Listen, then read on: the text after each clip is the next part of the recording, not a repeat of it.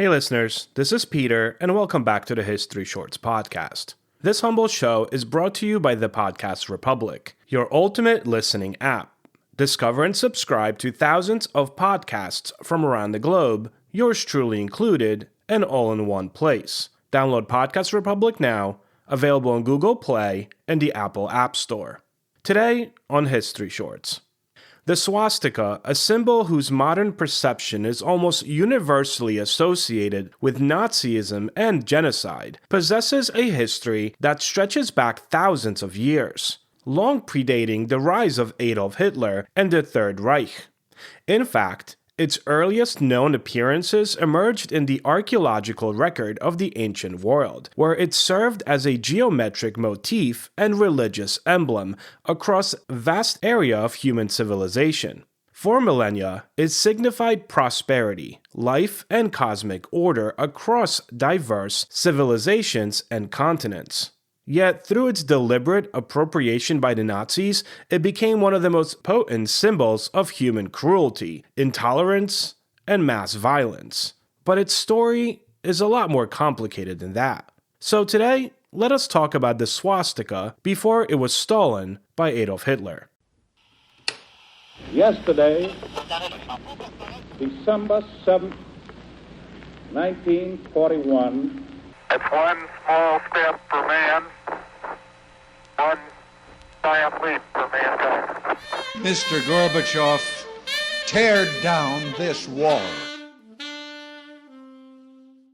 Modern excavations in the Indus Valley, dating to approximately 3000 BCE, reveal swastikas etched on pottery, seals, and jewelry, suggesting both decorative and symbolic functions.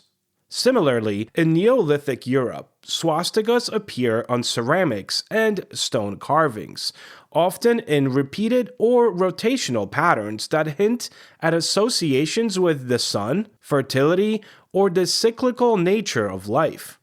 The symbol derives from the Sanskrit term swastika, meaning well-being or good existence, encapsulating its positive and auspicious connotations in South Asian culture.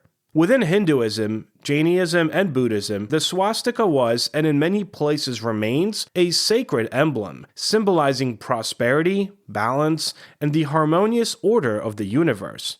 Throughout antiquity and into the early modern period, the swastika appeared in numerous geographically different contexts, often as a marker of spiritual or cosmic order.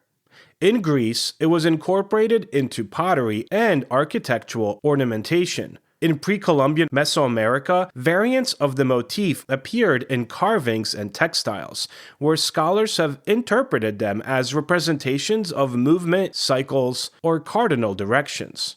Indigenous communities in North America, including the Navajo, utilized the swastika in textile and sand paintings long before European contact, typically conveying themes of life, movement, or the sun.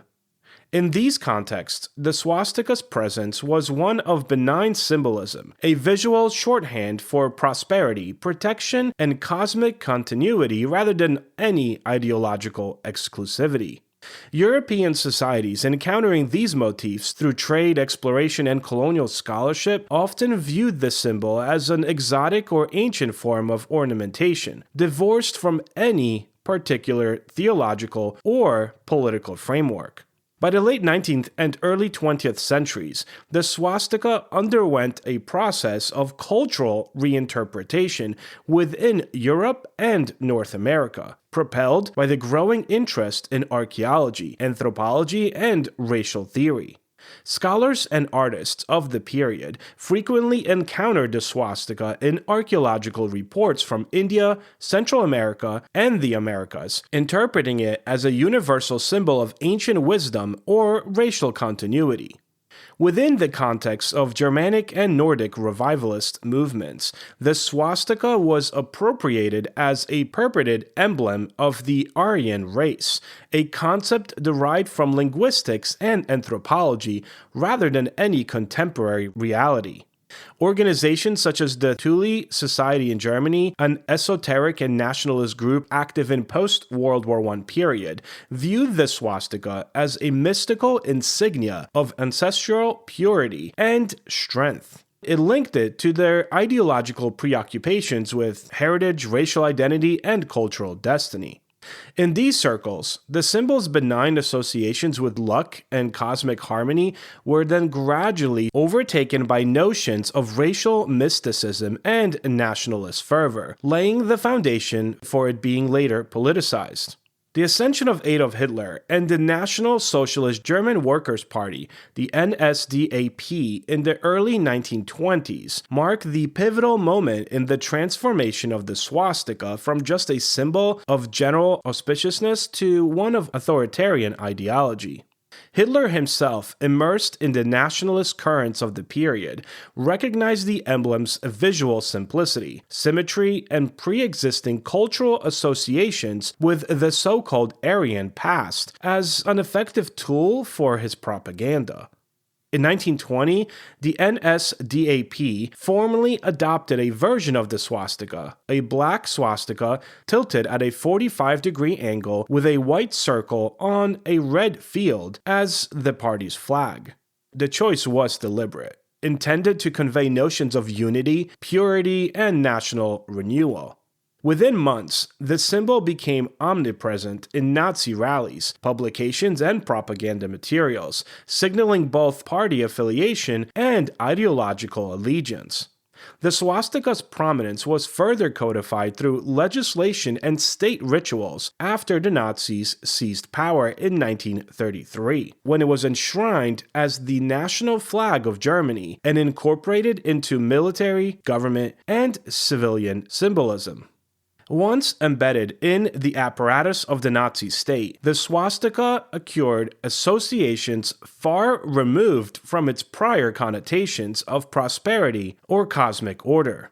The regime's extensive campaigns of anti-Semitism, militarism, and expansionism made the swastika synonymous with oppression, violence, and genocide. Under Hitler, the emblem became inseparable from the machinery of the Holocaust, the Nuremberg laws, and the broader ideology of racial hierarchy. Images of the swastika, now on flags, armbands, and banners, came to evoke terror for the Jews, Romani people, political dissidents, and others targeted by the Nazi persecution. Its visual simplicity, once a mark of universal auspiciousness, was transformed into a stark emblem of now ideological exclusivity, one whose very presence signaled complicity or alignment with one of history's most destructive regimes. Across Europe, and eventually the world, the swastika became a shorthand for the catastrophic consequences of totalitarianism, marking a profound rupture of the symbol's millennia-old legacy. The aftermath of World War II cemented the swastika's association with evil in the collective consciousness. Following Germany's defeat in 1945, the Allied powers outlawed the public display of Nazi symbols in many jurisdictions, and the swastika was legally and culturally stigmatized. Survivors of the Holocaust and subsequent generations associated the symbol not with prosperity or cosmic harmony, but with atrocity, genocide, and the ideological fanaticism. In Germany, Austria, and several other countries, the display of the swastika is considered an actual criminal act, punishable under anti-hate speech and anti-Nazi legislation. Globally, the swastika became emblematic of hate, intolerance, and historical trauma, a visual reminder of the capacity for symbols to be co-opted and then transformed into instruments of oppression. The rehabilitation of its pre-Nazi meanings became quite complicated, as the global memory of the Holocaust and the cultural weight of the Nazi era simply overshadowed millennia of prior associations, no matter how pure they were. Despite this transformation, efforts to reclaim or contextualize the swastika's original meanings have persisted, particularly in South and East Asia, where the symbol still remains and retains deep religious and cultural significance. Hindu temples, shrines, Buddhist monasteries continue to feature swastikas in ceremonial contexts, often in orientations and colors distinct from the Nazi variant. In Japan, the swastika, known as manji, denotes Buddhist temples on maps and appears in art and textiles without negative connotation. Similarly, in India, the symbol is ubiquitous in festivals, weddings, and religious celebrations, signifying prosperity and well-being. Nevertheless, the efforts to reclaim the swastika face the persistent challenge of global awareness shaped by the 20th century conflation with Nazism. Western exposure to the symbol overwhelmingly emphasizes its 20th century appropriation, complicating its interpretation and highlighting the powerful influence of historical trauma on human perception. Hopefully today's episode has inspired you to seek out and learn more about this subject. For answers to questions, sources for today's episode, to leave a comment, or check out upcoming guest announcements, visit www.historyshortspodcast.com or look for History Shorts Podcast on Facebook and X. Stay curious, and I will talk to you all tomorrow.